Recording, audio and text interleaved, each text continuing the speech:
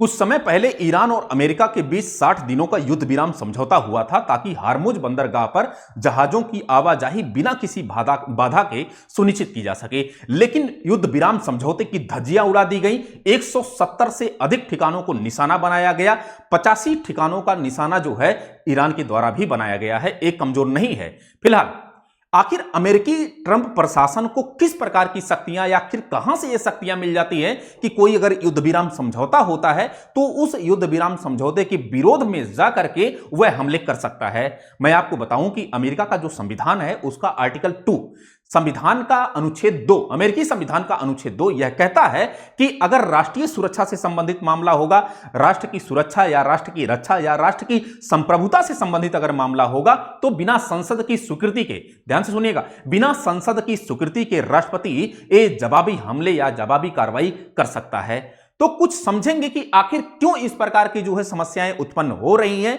आज 170 ठिकानों को हमला बनाया गया ईरान के द्वारा, फिर उसका प्रत्युत्तर दिया गया। अगर ऐसा ही चलता रहा तो जो इंडियन इकोनॉमी है या फिर वर्ल्ड इकोनॉमी, उस पर किस प्रकार का इंपैक्ट पड़ेगा। खैर, आपको पता होगा कि भारत ने चाबहार बंदरगाह डेवलप किया है और उस चाबहार बंदरगाह पर भी जो है हमले किए गए अमेरिका के द्वारा। इसके अलावा बंदर अब्बास और भी न जाने कितने ठिकानों को जो है हमला बना करके इसमें कई जो है लोगों की मौत हुई है, कितने लोग ज्यादा घायल हुए हैं और जहाजों की जो आवाजाही थी वो तो बाधित हुई ही है, साथ ही साथ जो प्रति बैरल जो तेल का जो दाम था वो लगातार बढ़ता जा रहा है। तो एक जो एनर्जी रिसोर्सेस है उसका जो संकट लगातार बढ़ता जा रहा है और ये जो संकट है ये दक्षिण पूर्व एशिया और दक्षिण एशिया में ज्यादातर आपको गहरा दिखाई पड़ेगा, इसलिए कि जो हार्मुज बंदरगाह है उस हार्मुज बंदरगाह से तेलों का आयात और निर्यात काफी बड़े पैमाने पर होता है। थोड़ा सा स्लाइड के माध्यम से समझेंगे कि आखिर यहां पर सिनेरियो क्या है। अमेरिका ईरान तनाव फिर से जो है शुरू हो गया है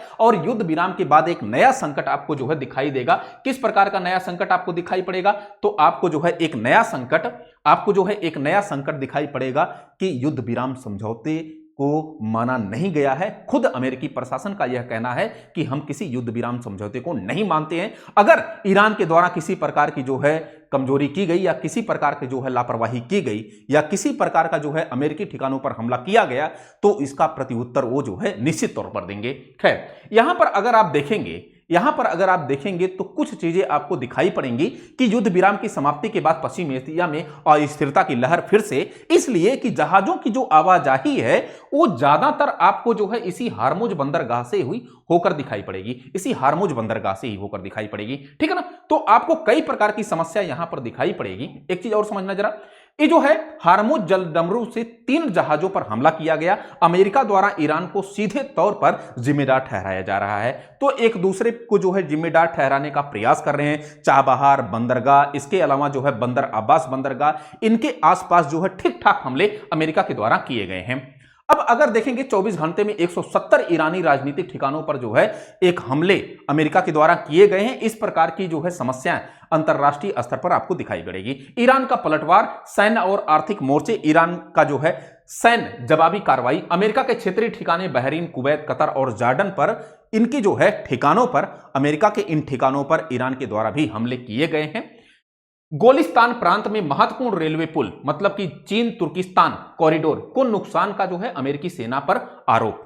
फिर उसके बाद आर्थिक हथियार, यहां पर देखेंगे अगर तो यहां पर कह रहा है कि कच्चे तेल के निर्यात से जुड़े महत्वपूर्ण अनुमति, ये लाइसेंस रद्द कर दिए गए हैं और वैश्विक तेल आपूर्ति श्रृंखला को बाधित कर बाजार पर दबाव बढ़ाने का सीधा प्रयास किया जा रहा है। फिर यहां पर अगर आप देखेंगे तो बुशहर परमाणु संयंत्र था, किसका? ये बुशहर परमाणु संयंत्र ईरान का है। इस पर भी ठीक ठाक हमले किए गए हैं और 14 से ज्यादा लोगों की मृत्यु और 78 से ज्यादा लोग घायल हुए हैं। ये जो है ईरानी रिपोर्ट जो है हमको शो करती है। ईरान के कुछ नेता बीमार जो है मानसिकता वाले, बेहद हिंसक और बेरहम हैं, उन्हें अपना रवैया बदलना होगा, ये अमेरिकी प्रशासन या फिर डोनाल्ड ट्रंप का कहना है। फिर यहां पर अगर आप देखेंगे दावा किया जा रहा है कि ईरानी मीडिया द्वारा बुशहर परमाणु संयंत्र के पास विस्फोट की सूचना। वास्तविकता क्या है? अंतरराष्ट्रीय परमाणु ऊर्जा एजेंसी ने किसी भी बड़े नुकसान से इनकार किया।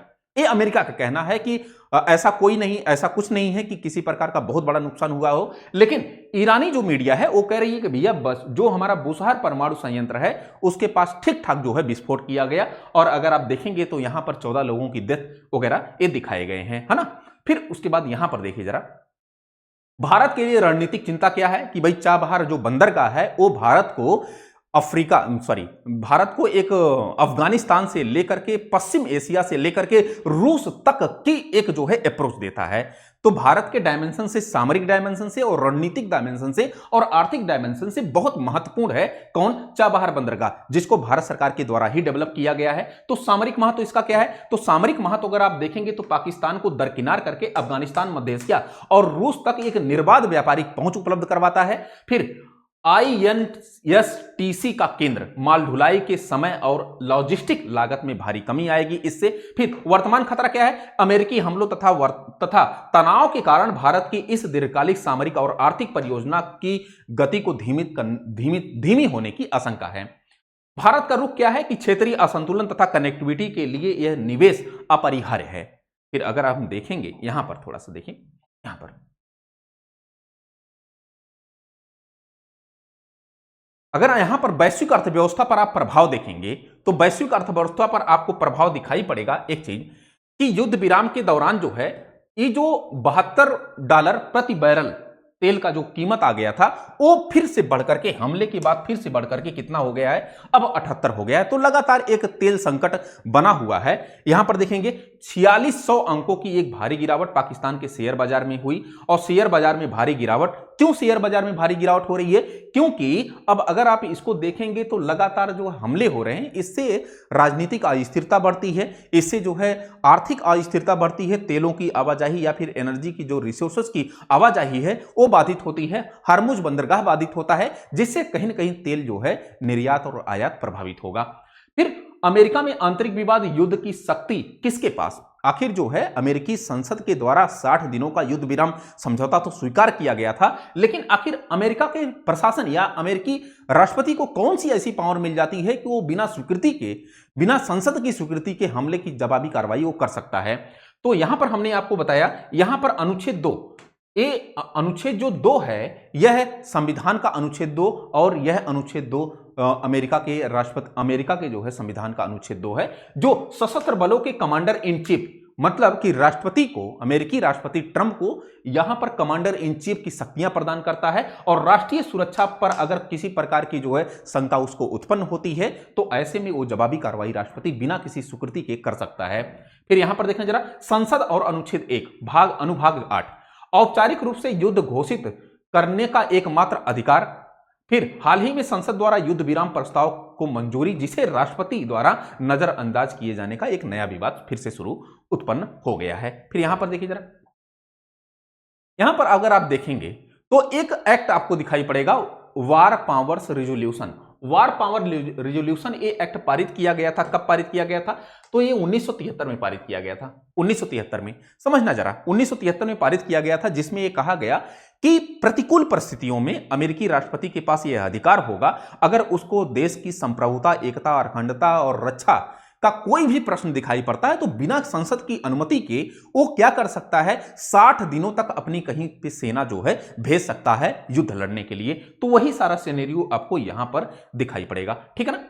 अब यहां पर देखिए जरा कुछ चीजें और, एक मिनट, यहां पर देखिए जरा, फिर जो है आपको एक बहुआयामी संकट वगैरह स्थिरता दिखाई पड़ेगी। ये चीजें हमने पूरा आपको युद्ध जो इंडिया, जो ईरान और अमेरिका के बीच लड़ा जा रहा है उसमें किस प्रकार के आर्थिक संकट और किस प्रकार का तेल संकट और अमेरिकी प्रशासन को कहां से शक्तियां प्राप्त होती हैं, सारा कुछ हमने पूरा डिटेल से जाना। आज के लिए फिलहाल इतना ही। थैंक यू सो मच, शुक्रिया।